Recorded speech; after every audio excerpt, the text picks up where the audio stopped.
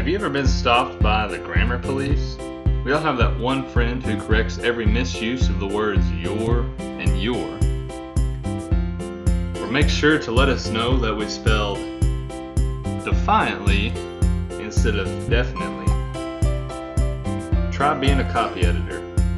This is what Mary Norris does. She's a copy editor for The New Yorker, and she is author of the book Between You and Me, Confessions of a Comma Queen.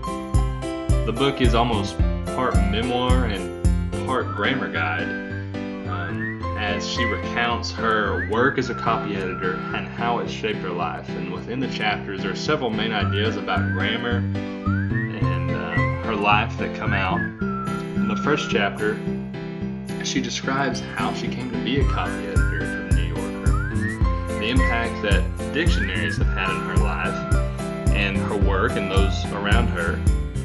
A major part of this section is how Noah Webster has impacted her life through the dictionary. It's obvious that she is serious about spelling and punctuation. After all, that is her job. Mary Norris even still prefers the hard copy over the online dictionaries. The love for her work comes alive as she writes about her first experiences catching a typo, the word flower and not flower. The second chapter is titled That Witch. In it, she reflects on the bad rap that copy editors can sometimes get. She gives examples of her run-ins with stiff-necked authors who don't want to take her grammar revisions or any of her advice. I think it's important to note that while she's writing a memoir of sorts, she's still good at educating the readers on proper grammar. The next chapter, she reflects on the gender indifferences in languages. For example, the feminine and masculine use of objects, or the use of the plural there and the attempt to replace it with words like heesh, ha, him, ho, and hos. Again, Mary Norris writes with the ability to draw grammar takeaways from any of the stories that have shaped her life.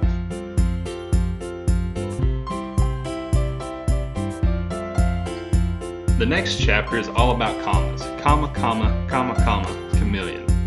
She addresses things like the serial comma and the controversies over whether to use it or not. She also explains the New Yorker style on commas and her dealings with them in her work as a copy editor. The next chapter, chapter 6, is all about hyphens, titled Who Put the Hyphen in Moby Dick? She does a good job at educating the reader on various uses and misuses of hyphens, or the New Yorker's way of spelling cooperate. At the same time, the chapter is mainly about her quest to understand why Moby Dick is hyphenated in the title at all. Ironically, in the end, she finds out it was a copy editor who made the decision. Next, she gives her thoughts about the semicolon. Probably the best part of the chapter is when she says a semicolon is just a period that has pinned down an apostrophe. Then she goes into the apostrophe, titled What's Up with the Apostrophe? Mary Norris thinks the apostrophe is on its way out. She thinks it has real issues like farmer's market or farmer's market.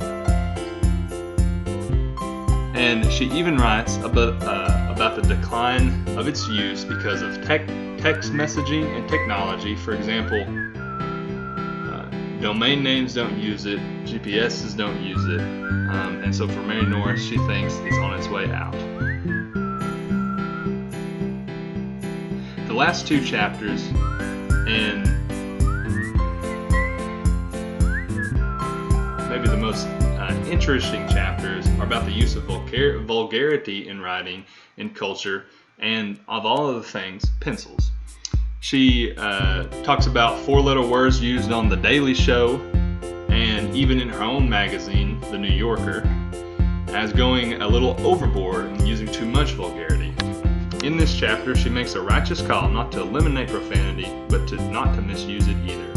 Finally, she closes recounting her experiences with pencils, and while this has nothing to do with grammar, it's a light-hearted chapter that lets the reader into her life as a copy editor, and in ways makes it relatable. In conclusion, Norris provides a light-hearted and whimsical conversation about the ins and outs of grammar. With a 40-year career at The New Yorker, she basically shares her life story in this book. She writes in a way that lets the readers know about her love for the work, but also gives humorous examples in her experiences with grammar, and at the same time giving the reader proper grammar tips and education.